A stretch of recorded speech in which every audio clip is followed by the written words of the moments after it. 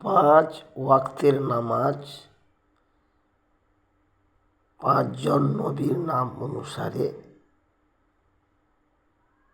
পাঁচজন নবীর নাম যুক্ত আছে। ফজরের নামাজ আদম শফিউল্লাহ, জহরের নামাজ ইব্রাহিম খলিলুল্লাহ, আসরের নামাজ ইউনুস নবী আল্লাহ,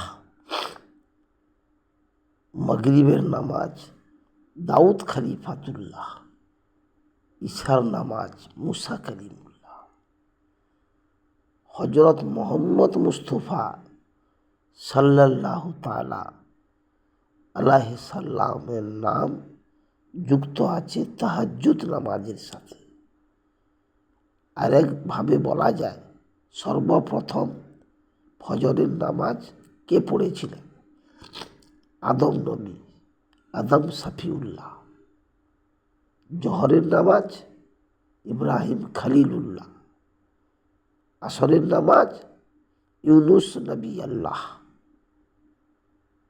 মাগরিবের নামাজ দাউদ খলিফাতুল্লাহ,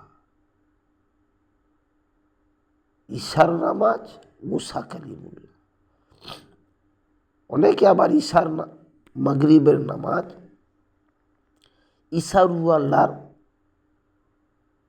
কথা বলেন।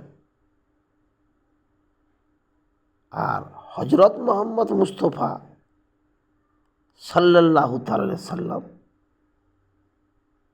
তাহাজ্জুদের নামাজ প্রথম পড়েছিলেন।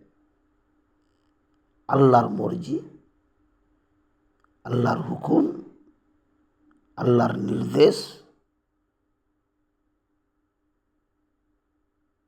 নবী সব পালন করেছিলেন।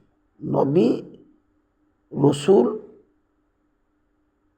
অলি,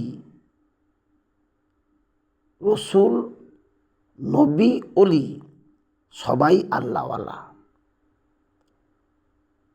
আল্লাহওয়ালাদের মধ্যে আল্লাহ যাকে যে পদ দিয়েছেন, আল্লাহ কাউকে রসুল পাক সাল্লাল্লাহু আলাইহি সাল্লাম করেছেন, সেটা একজন হজরত মোহাম্মদ মুস্তফা।